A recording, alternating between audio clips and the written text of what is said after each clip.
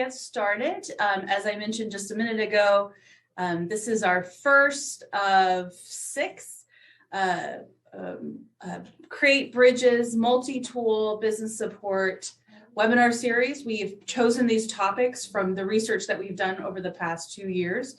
For those of you who are not familiar with Create Bridges, it's a multi-state program that focuses on business and workforce, specifically in 4 sectors: retail, tourism, accommodations, and entertainment. If you would like me to go into the fact that Create Bridges is an acronym and I can tell you what every letter stands for, I can, but that would lose the fun of research for you.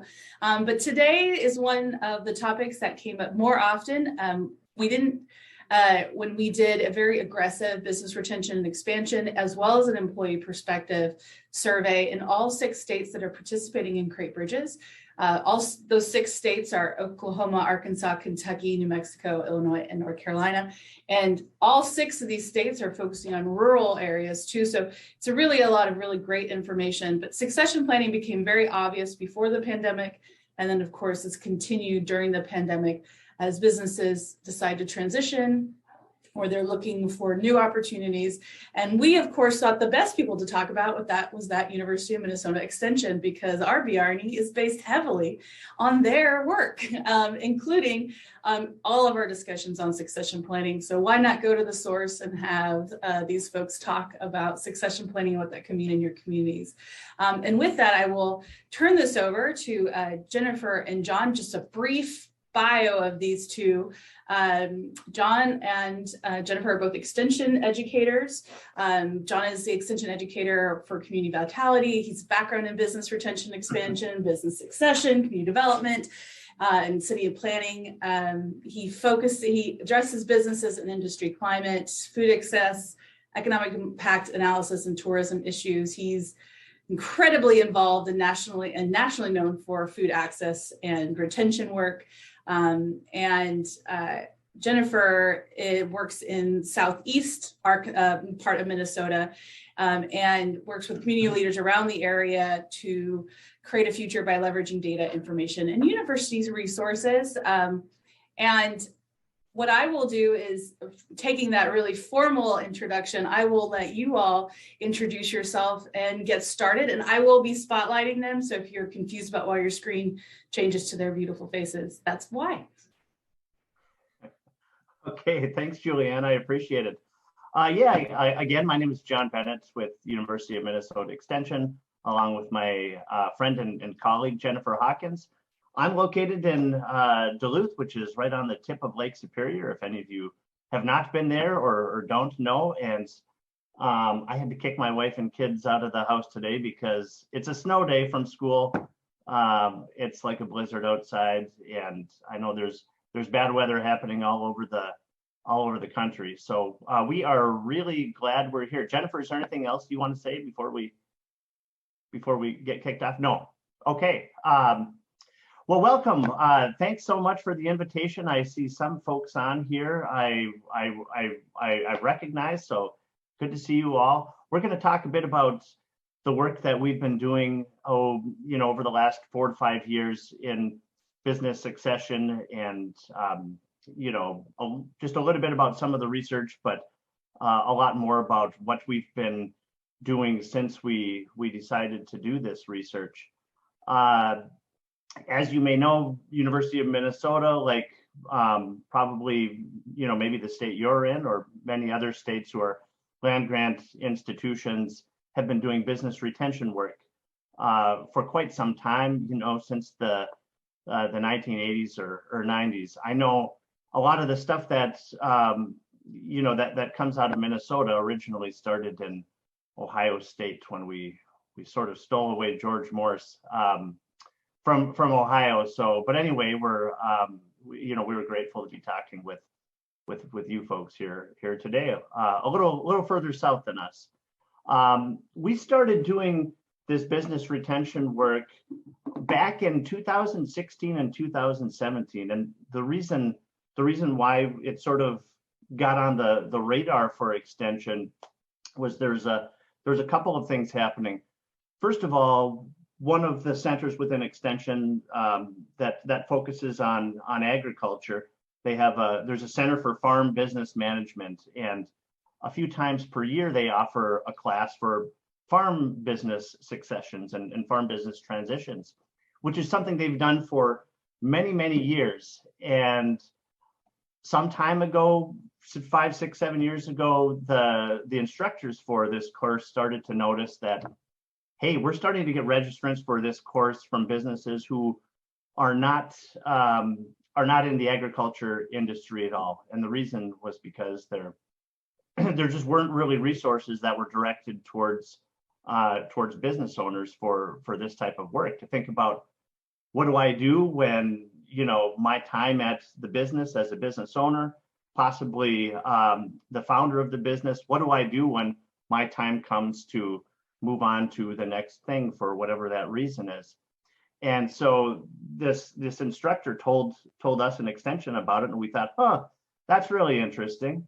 And at the same time, we were hearing from sort of our colleagues on the ground level that are doing Main Street development work, and our rural communities were saying, hey, we've got a little bit of an issue here because, we know our chamber members, people who own businesses on Main Street, we have eyes, and we know that many of them are baby boomers and will be looking to retire. And they know that a lot of them didn't have plans to think about, what's next.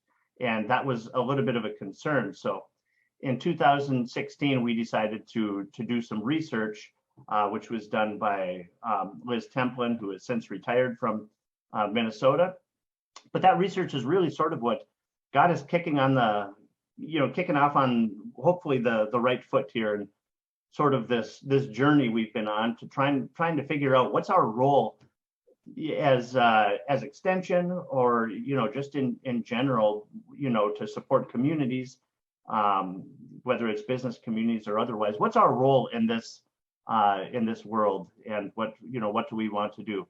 So with this research, we've been kicking around some different ideas and playing with some different workshops, and we're gonna talk to you a little bit here today about the issue more generally, but also some of the specific concrete things that Minnesota's working on to combat this issue. Okay, so by the end of our talk here today, our goal with this, whenever we talk about this stuff, is, first of all, we just want people to know a little bit more about succession, business succession and transition, and what that means. Maybe, so you understand that it might be a little more complex than you thought it was going to be. And hopefully you have a few actionable ideas that, you think if this is something that's sort of in your world in terms of programming, you might have some actionable ideas that you can take and start kicking the tires on and thinking about implementing, even if what you're thinking about has a different flavor than what we're doing. And by the way, Jennifer and I, or anyone at Minnesota, is always, we're also welcome. We welcome you to get in touch with us if you have things you want to chat about these issues. So please don't be shy to do that. We can get you our contact information at the end here, or Julianne can hook you up. So the why, first of all, with the why here, we're just going to start with a couple of trivia questions. So feel free to type in the chat. I'm just going to bring up a few pieces of trivia here, and we'll see what we do. The last time we did this, I had the Jeopardy theme song playing in the back, and I don't have that for this one. But the first trivia question is, okay, let's see. Sorry. I apologize. We're not to the trivia part here. The first point here is 100% of businesses owners will transition or exit their business at some point, and that is 100% true. There's none of us here on this call who are going to be living forever, and that's true for business owners as well. So there are no business owners around that are not going to have to deal with, that are not going to have their business transition for one reason or another. And what we've been sort of, talking about this in the literature, people have been working on this issue for a while. Exit planning advisors have what they call the 5Ds, these transition triggers. So that's death, disability, divorce, disagreement, and departure. One way or another, everyone's going to exit their business. And thinking about business succession planning is really important, because more often than not, the reasons that people are leaving their business aren't just because they've hit that point for retirement age. There's all sorts of different personal factors and external factors that sort of play into this. Things like not only the death or illness from a business owner itself. Sometimes it happens to family members, and we all know what that's like. And sometimes you can't run a business if you're going through some type of major life event. So when we're out talking with business owners and professionals who are working with business owners, what we want to do is start having them think about business succession planning. It's another type of insurance plan. The last thing that you want is to be forced to go into a quick sale or a fire sale here and not really get out of your business everything that you put into that. And again, there's all different sorts of reasons why that could happen. So if for no other reason at all, you should encourage business owners in your area to really start thinking about this and working on your plan, even if you're a brand new business owner, because you never know what's going to happen, and you should be prepared. So, if that does, because it's not just the a lot of the times from our perspective, we're thinking about the community and what the impacts are going to be if a business in the community does not reopen. But for personal reasons as well, it's important for business owners to kind of have a plan to make sure that they have some security there as well. So before we get into our trivia, I just wanted to throw it out there. Feel free to unmute or type into the chat, if I guess preferably unmuted. I want to find out what are you noticing with business succession or business transition in your community? What's going on? Does anyone have any observations? Good morning. I can offer an observation. My name is Gregory Mason. I'm with Shawnee Community College, and we're located in southern Illinois. And the thing that I've been noticing is, yes, there is a great concern among the businesses that we work with about succession, but the issue for them has been there's simply a lack of individuals who either have the resources to perhaps purchase the business or have the training or skill sets to take over the business. And so there's this growing gap. And of course, we have very few businesses in there. There are no large employers. It's all small businesses. And the loss of one has a rippling effect way beyond simply the size of it. Fantastic. Thank you, Gregory. Yes, I appreciate that. And I couldn't agree more. Just the general awareness about the resources that they need it's quite vast. Anyone else?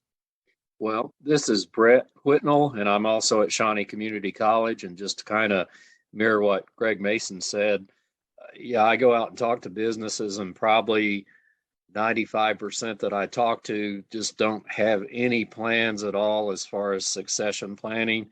I think they get so wrapped up in the day-to-day operation or just surviving that succession planning is not even in their scope. That's right. There aren't very many small business owners who have extra time on their plate to be, most of them are working in their business, not necessarily working on their business. And that's sort of what this transition planning requires.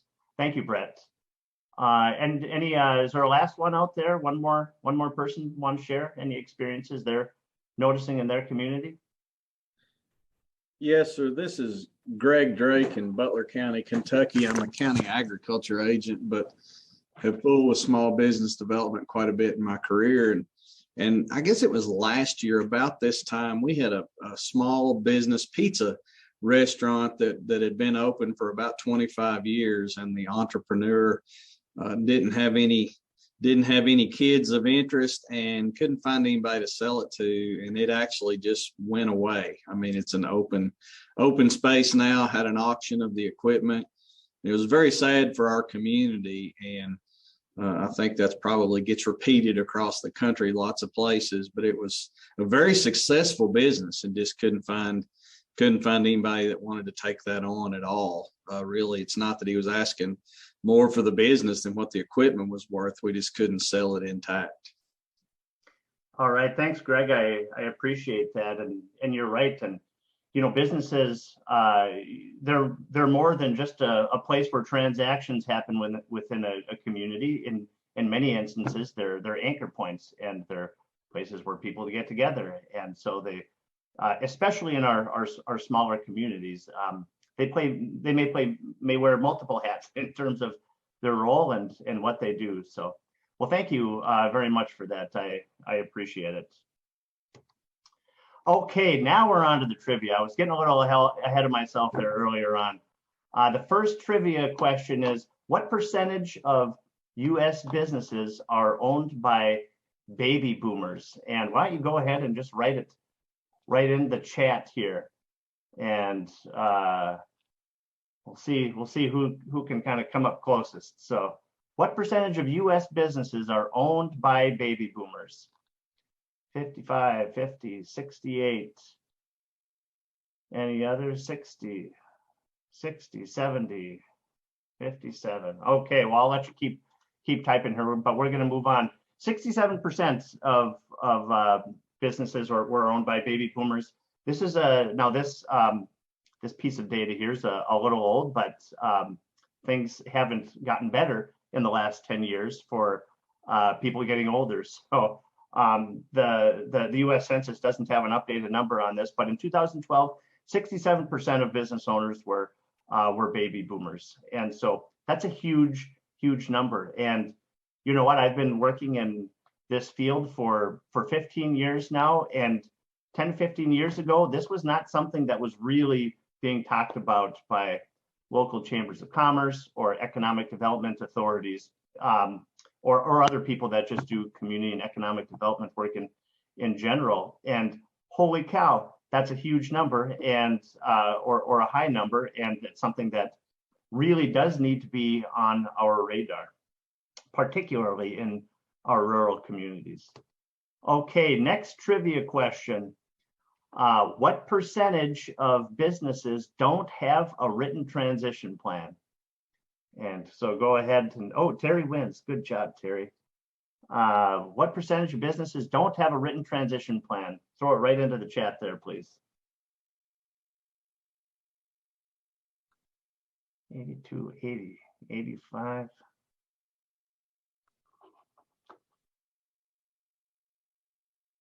Okay, well, 78%. Boy, that one sometimes feels underwhelming. You guys are, you either know your stuff or those were really good guesses. 78% of businesses do not have a written transition plan. And from our work in Minnesota, we've been doing these business retention and expansion surveys for years. We've known this, but we haven't really known a whole lot what to do with it until now. So just business plans in general, you can probably bet that if you don't have a business plan, you probably also don't have a business transition plan. Seeing as it's tough to have, one without the other. But 78% is a really high number. And this is from the Twin Cities Exit Planning Institute, State of Owner Net Readiness Support. Okay, next one. What percentage or what percent of businesses that are put up for sale do not sell?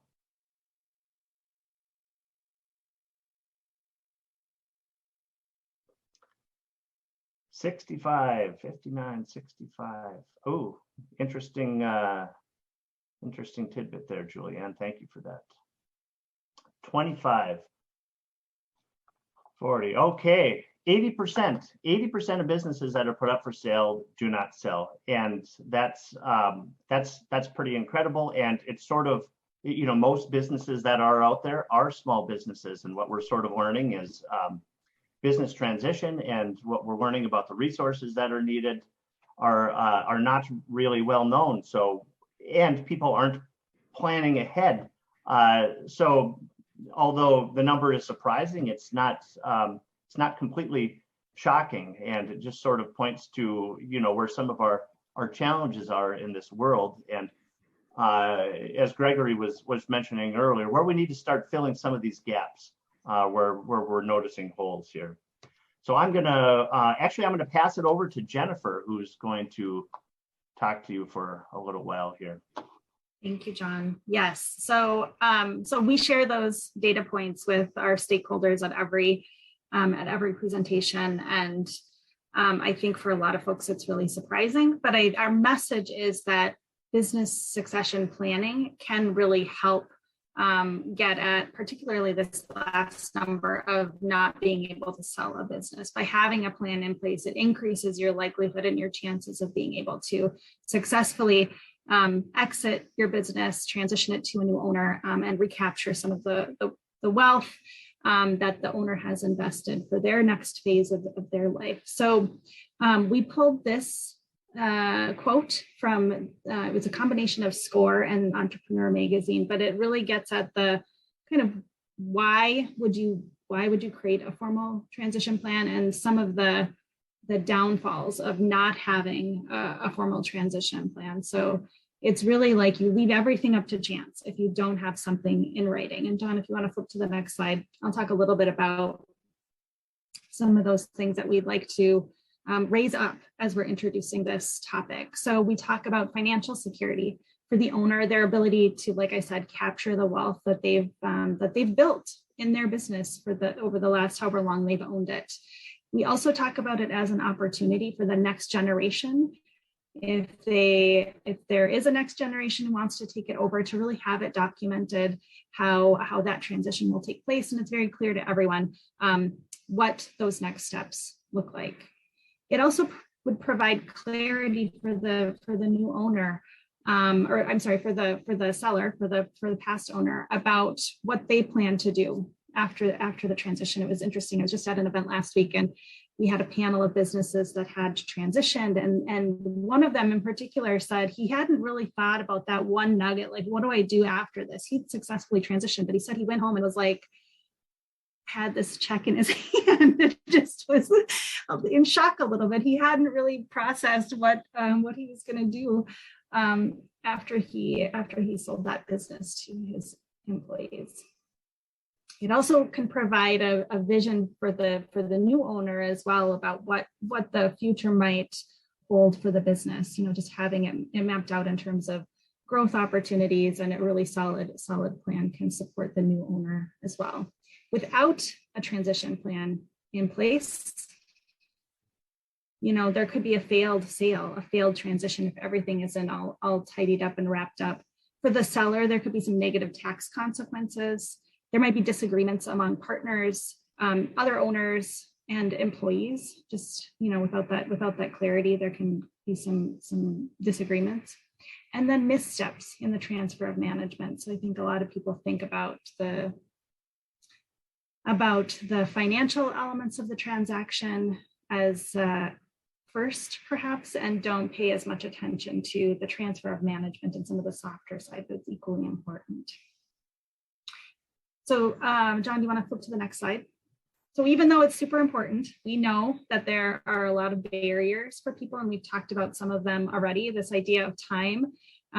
So it can be challenging for business owners to make the time that they need to have to create this written plan. It also costs money. You need to engage advisors like attorneys and accountants and your estate planning folks. So it costs money, and that can be a barrier for people. Others are really concerned about confidentiality. They don't want to share yet that they're thinking about a transition.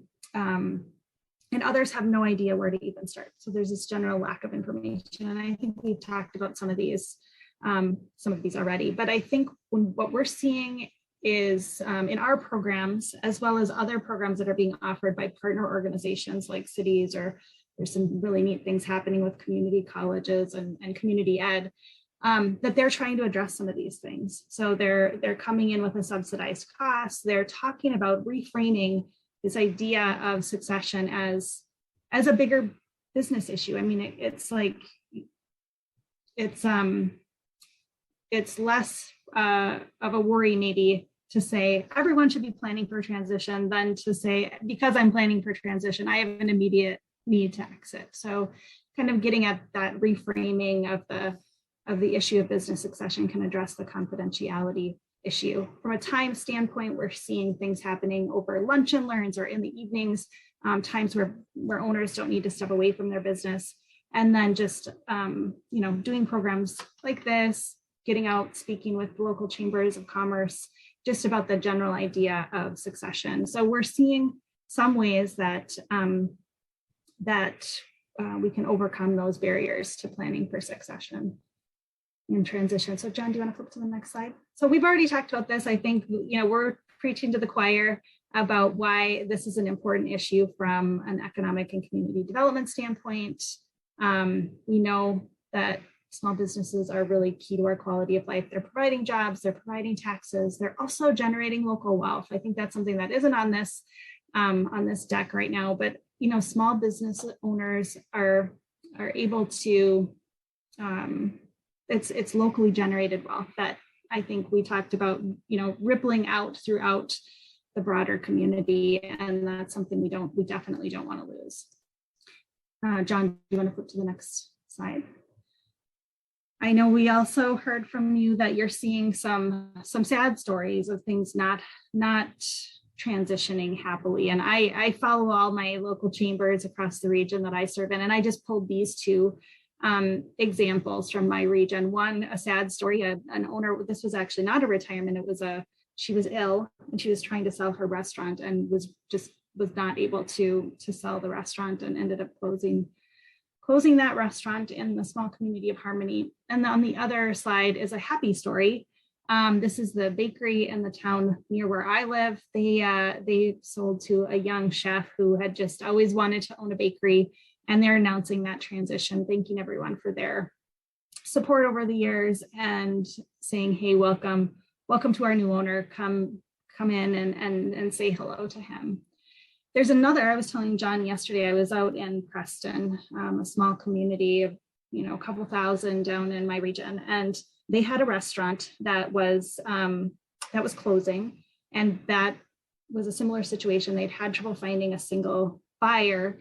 And actually their community organized a small group of investors, maybe 10 couples got together, or 10 people, 5 couples, I think, got together to buy the restaurant and hire a manager. And they wanted that so bad, they found a creative solution and didn't leave it to one individual to save that community asset. So I think there are some creative ways of doing this too that are emerging. And I know Norm Walzer has done a lot of work on this idea of community supported enterprises in the context of business succession. So John, if you want to flip to the next slide.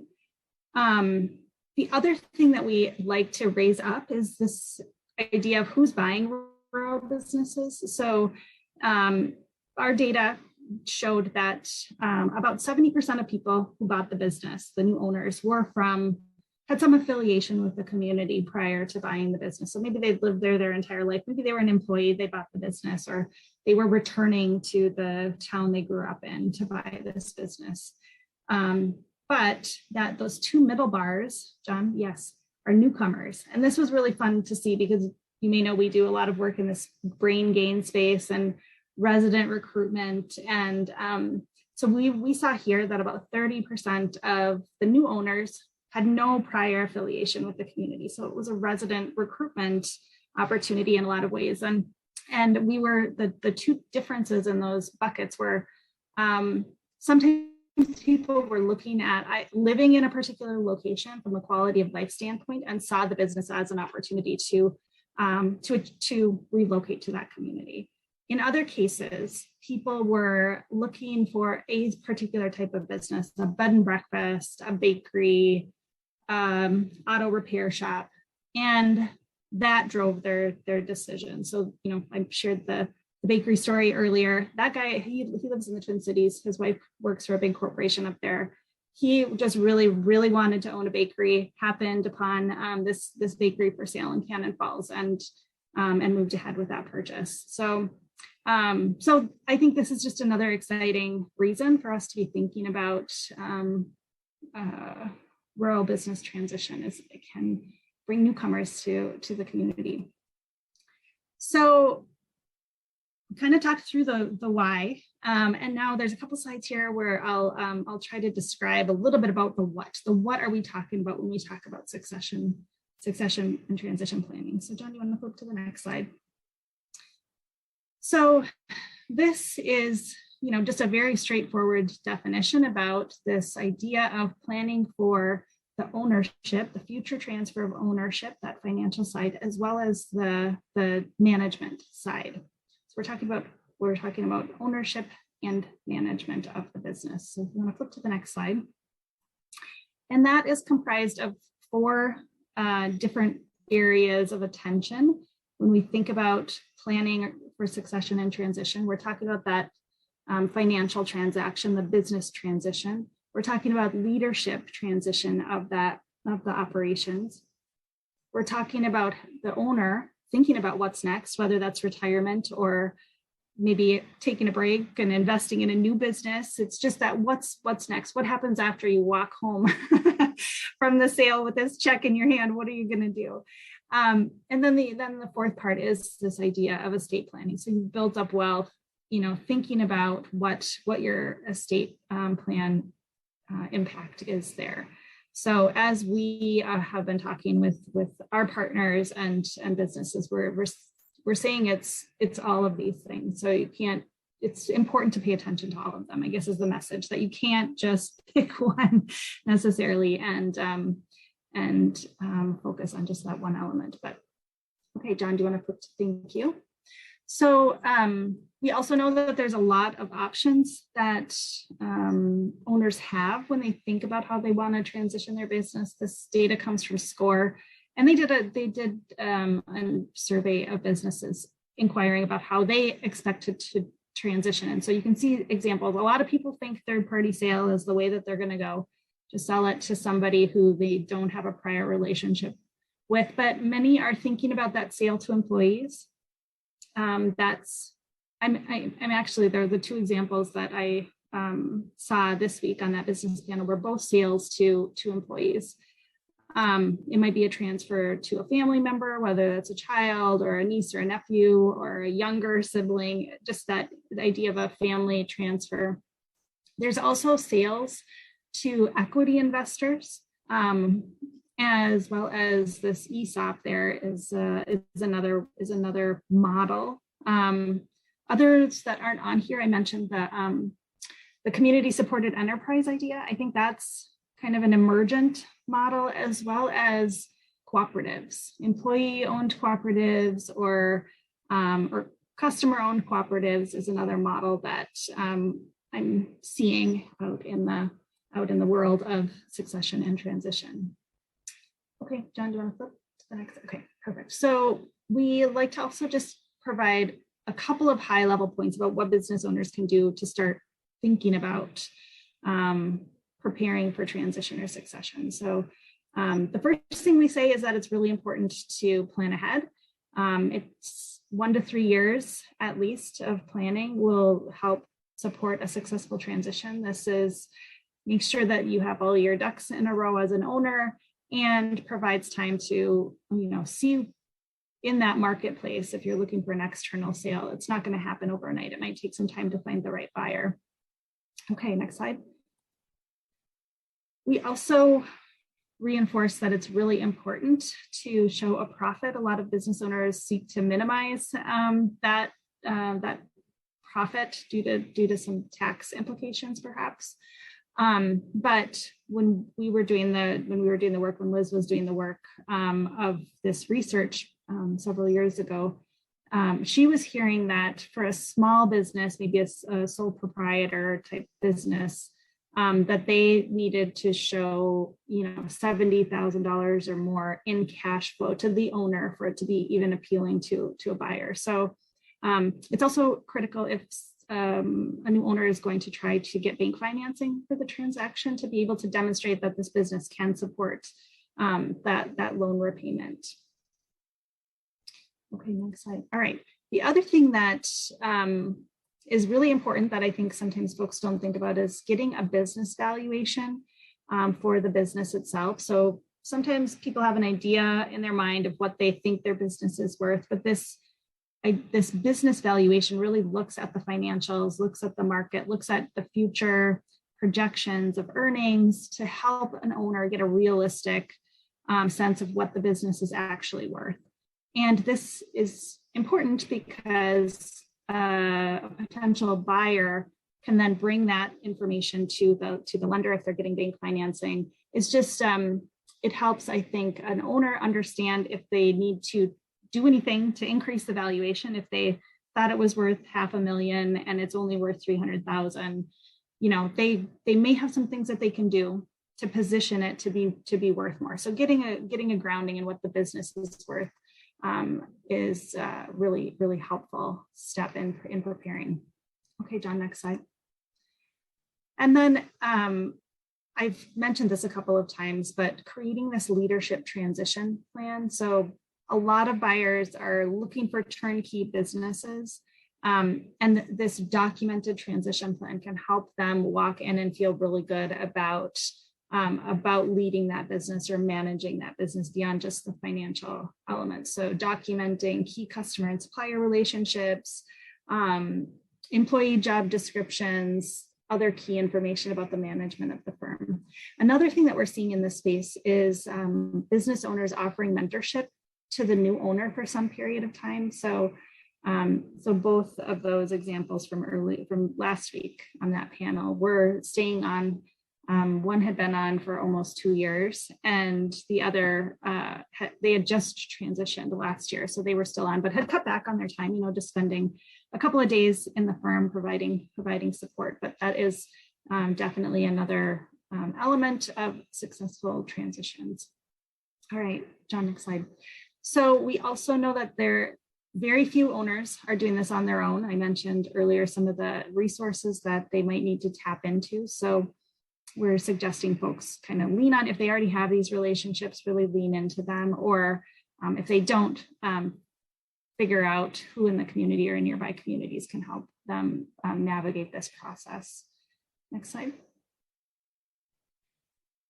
So these, I think, came from the Service Corps of Retired Executives. So they call it the golden rules of succession. So they're really reinforcing this idea of knowing what your options are and then picking the best option given your current circumstances, knowing the true value of your business. The select and prepare the right successor, I think, is an interesting one, because I think when I initially read this and when I initially started doing this work, I thought of that primarily as an internal, family transfer or an employee transfer. But I also have been hearing from owners that have transitioned that they were looking for someone who shared their values. Like that was part of their decision. Like, are they going to keep this business in the community? Are they going to, invest in the community like I would invest in this community? So really, I think it's an interesting thing to think about for any succession. Putting it in writing. If you don't have it in writing, it essentially doesn't exist, and reviewing it regularly. And we're talking about, every year when a business does their taxes, just take a peek at their succession plan. John, next slide.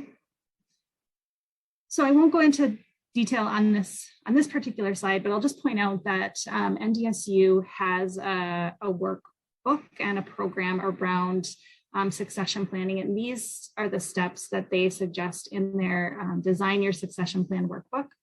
So again, thinking about goals, collecting information, gathering what do you know about your business, from there generating options, making some early decisions, and then engaging your transition team. Writing your plan and reviewing it regularly, monitoring and adjusting as needed until you implement that transition. So John, I think that's the end of my slides. And now you're going to talk about what we're doing here in Minnesota from a programming standpoint. Thank you. Thanks, Jennifer. Yeah, great. And we will have some time at the end for questions here as well. We did want to talk about just some of the things that we've talked a little bit about some of the research and some of these numbers, and hopefully convinced you that this is something that's important and something that you should be thinking about. But we wanted to talk about what we've been up to in Minnesota with this. So one of the, well, not the first things we did, but the first thing that I'm going to talk about is this. We've started a sort of a business succession and transition ecosystem within the state, and it started, between an existing relationship that Extension had with the Minnesota Chamber of Commerce. We meet regularly, just a few times a year, just to talk about business retention work, and because we're both sort of in that space. And as that group evolved, we started talking more about this issue of business succession. And as we started doing more work, we were making different connections with, the University of St. Thomas in St. Paul has a family business center, and they were really excited to hear about some of the research that we did, and they were just happy to hear that there was another player in this space. We've been working with also the state Department of Employment and Economic Development, and with the Small Business Development Center advisors, and the lead with the SBA. They come, and another group that's focused on employee ownership throughout Minnesota. And so we started this ecosystem just to meet regularly. Right now we're meeting just about every other month, and we want to make sure that none of us feel like this is our turf as an organization. We all have some piece of it and some role, but everyone's still trying to figure out what that is. And so the best way for us to move forward is just to sort of create a little circle, and that circle is starting to get bigger after we've met a handful of times. Our group together has presented at the statewide economic development conference, and so just being a visible group to others within the state, we've heard from a few other organizations saying, "Hey, we're dealing with this in our work as well. Can we be invited to your ecosystem meeting? And if so, what would that look like?" And so this is still something that we just started it about a year ago. It's still pretty new, but we're making some real headway, including presenting at a statewide conference to other professionals in the state. So time will tell what the role of this ecosystem is going to look like, but it's something that I would, if you're thinking about doing this in your state, really consider bringing on partners, because it's going to, it's going to pay off. Just so everyone knows what everyone else is doing. It's better to have friends in this space rather than competitors, and it's all new. So we're all trying to figure this stuff out as we go and figure out what works best, and it's best to do that with partners from our experience in Minnesota anyway. So one thing that when we started talking about this stuff and meeting with different consultants or people that are transition advisors specifically, one thing that we noticed is that transition advisors are cost prohibitive, and it's one of those really, really big barriers as to why it is, where we had that trivia question of business owners that successfully transfer. The reason why it's so low is because sometimes the consultants that are needed to do it are just really too expensive. One consultant I was talking to, I had just straight up asked, like, what is it, what kind of businesses come to you and ask you for help? Like, what kind of business is able to afford you to do that? And they said there's no number, but their guess was that a business needs to be doing $2 million in sales, probably, until where they'll be at the point where they'll be able to afford their services. And I don't know if there's anything to that $2 million, but that from this one advisor, that's what their perspective was, and they had shared. So that was a problem. Businesses can't afford tens of thousands of dollars to do this, particularly our small ones, where they don't even have the time, let alone the money to do this. So we wanted to sort of get creative and think about different ways to do that. And so some of the approaches we've taken have involved them. A couple of concrete examples of what we've done is we put out a half-day workshop that was out there, and Jennifer and I did this. We've done this a couple of times. I think one of them, some of the folks on this call here were there, where we had a half-day workshop that was designed for community leaders to start talking about and thinking about this issue. So not necessarily for business owners to attend, or they weren't the primary target audience for us, but we wanted to have a half-day workshop where we can just talk about the issue, what the issue might look like more locally within an actual community. And this was something we did in partnership with a consultant, and now an affiliate with the university, an organization called Vision One. They're business transition advisors, and they do some other work as well. But they're one of these transition advisors that many businesses can't afford, but where we started working with them on, what are some potential possibilities to work with businesses in smaller areas.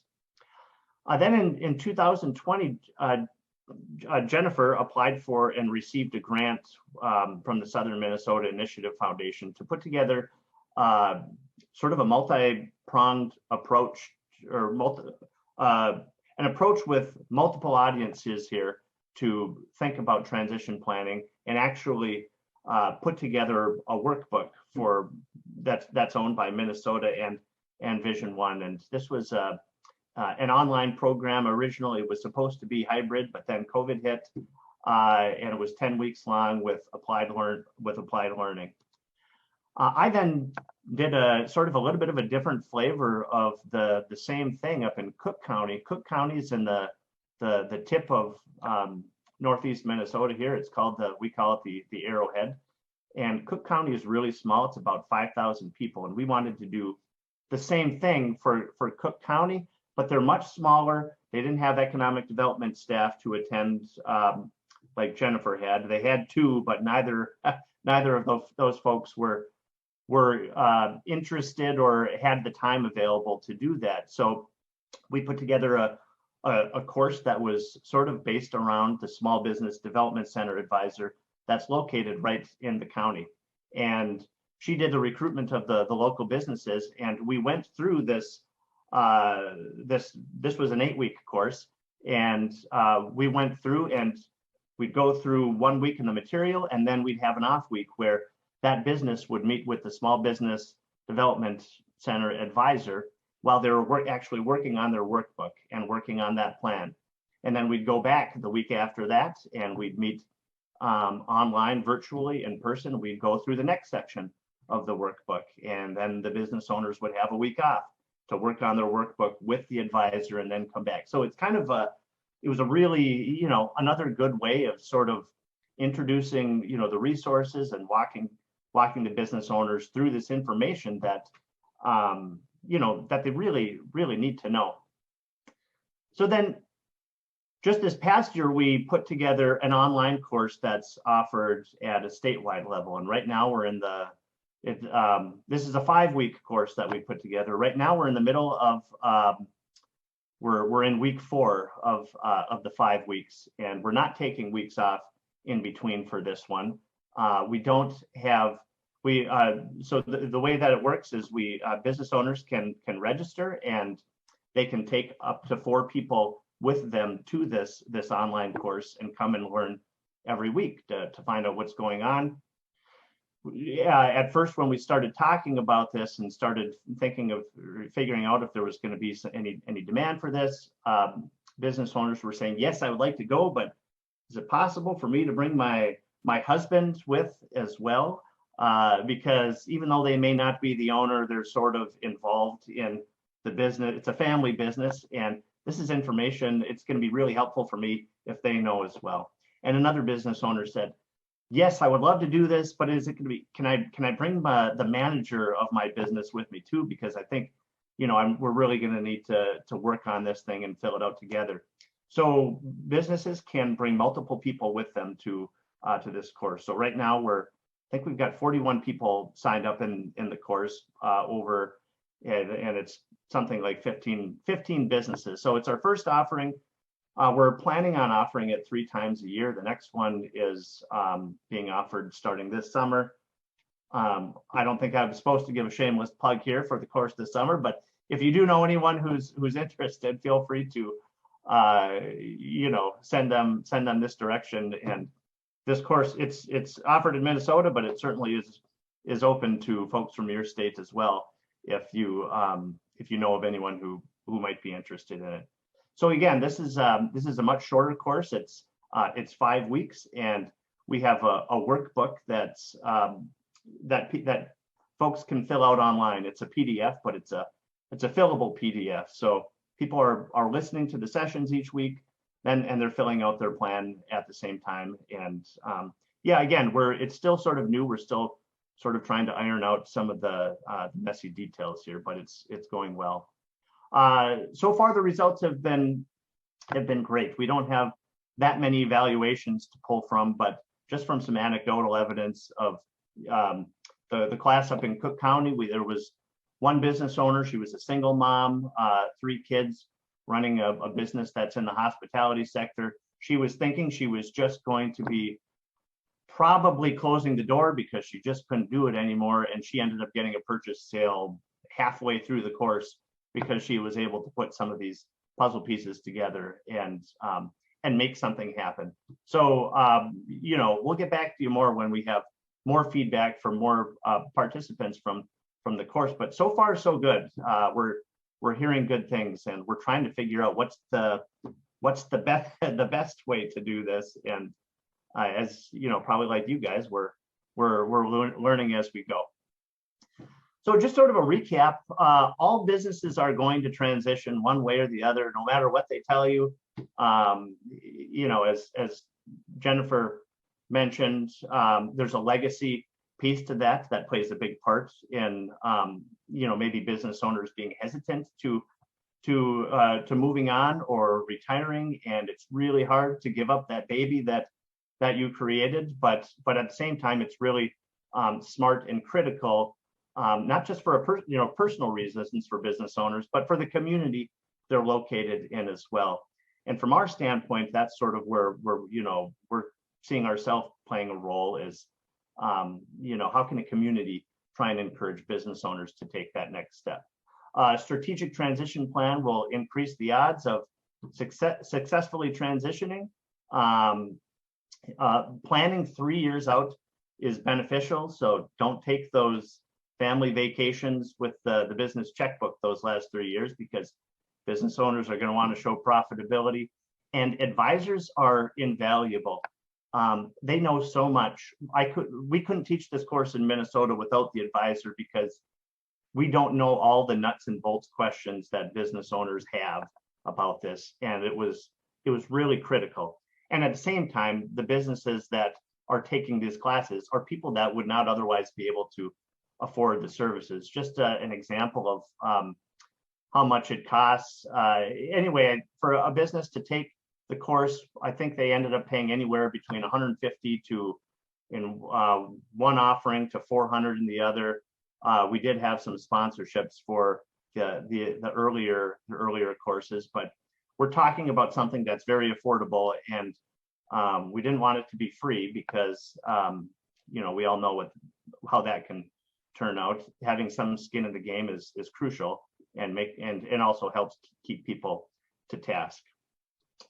So with that, here's a link to the class, and that's what we have here today. So I think we've still got about 4 minutes for questions. Julianne, is that okay? Can we take questions, or do you have something you need to do?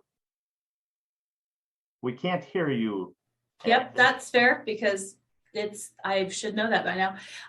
We have a couple minutes for questions. I also dropped a question in the chat. That would be great if people wanted to respond of one key takeaway from today. But if you have questions for John or Jennifer, I feel like this is a good time to unmute yourself and ask. Well, I have a question, and maybe it's a comment, because I know it's one of the things that challenges us in our region. And I remember in the presentation, again, talking about the support of local chambers of commerce. And that's one of the challenges in our area, that our chambers of commerce have all but disappeared because the economy has been so relatively poor, and COVID certainly didn't help it. So, as a community college, we're trying, we're finding ourselves now stretched thin, because we're trying to, and right now we are trying to revitalize the local chambers through our support, plus also work with individual businesses.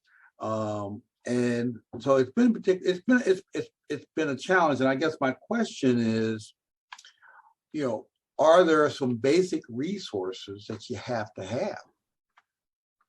Because when we talk about succession planning, and one of the things that you all talked about, and we have talked about it here too, is this idea of an ecosystem, that to get these businesses to understand that it's really, one, they're not alone, but also that they are part of a bigger system, and that in their success can be success for everyone. But getting them to understand that, and having chambers is a good way to do that, because they're connected to community, and we're having difficulty with that because those local chambers, and I don't know about you all, we cover a pretty wide area, 5 counties, that's considered remote. And that, so it's not really easy physically to kind of get everyone together.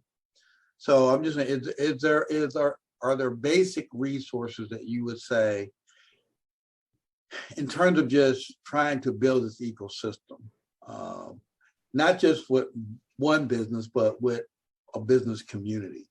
I don't know if that makes any sense. Yeah, it does. And actually, there's a part of the research that we did that we didn't highlight in this presentation today, but it was like, who did the business owners go to for advice? And the chambers were actually kind of far down on the list. Oh, really? It was bankers and accountants were like at the very top. So I think, thinking about the trusted advisors that businesses might be going to already and engaging them as the messengers, and then going from there. So bankers, definitely, the accountants, and then John, I don't have the slide in front of me, but those two definitely were at the very top of the list. If you want to start a conversation just about this, and you don't have an active chamber, I would start with bankers and accountants. They're a great, in addition to a community development or economic development person, if you have them. But yeah, and this is a challenge for us in general with with coming out of COVID here. It's tough getting people together for anything right now, or at least in Minnesota it is, because we're so used to, we've got out of the habits of that. And so it's something that our field needs to think about. Julianne, if we have a hard stop here, you just let us know.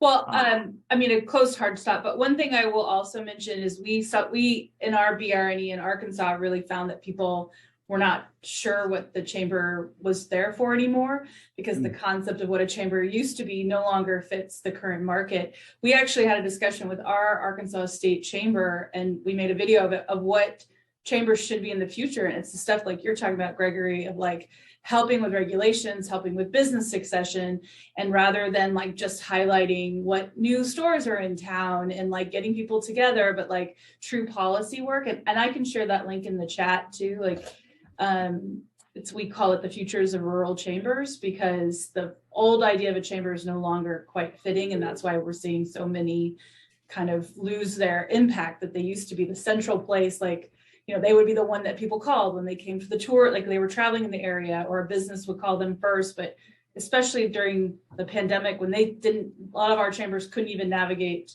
the guidelines that were out there for their businesses and for PPE and stuff. And that was, I think, where a lot of people lost trust if they had not already started losing trust. So I'm going to drop that link in our chat. It's a really interesting 30-minute chat with our chamber about where the future of rural chambers should be. So it's not exactly what Jennifer and John are talking about, but it's very close. You said chambers and my little ears went. Hey, I want to, if I can take one more question, that would be great. But I also want to encourage you to feel free to respond to Julianne, where she asked for one key takeaway.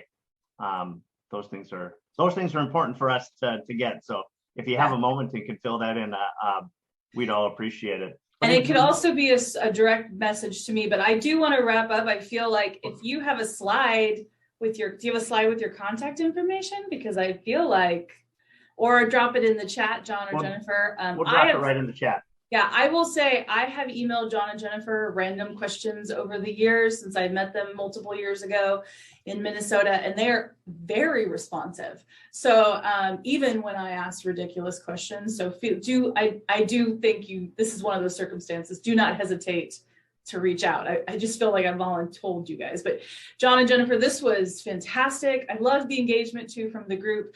This is a really important question and conversation we need to have with our businesses to keep our communities alive. And I think you've really given some really amazing ideas, like doable, actionable items that people can address and help their communities. But thank you all for coming. Next week, our session is on increasing brand awareness and 6 easy steps. It is being hosted by University of Kentucky, so there'll be a different link. This is why the link thing was confusing. Each state is hosting it separately, but we will be sending that out if you're registered for next week so that you can join us. But thank you all very much. I encourage you again to drop a takeaway in the chat, either publicly or by that private message. But John and Jennifer, huge thank you. Thank you very much. Thank you. Thank you. Great. Thank you. Thank you for the invitation. It's great to be here.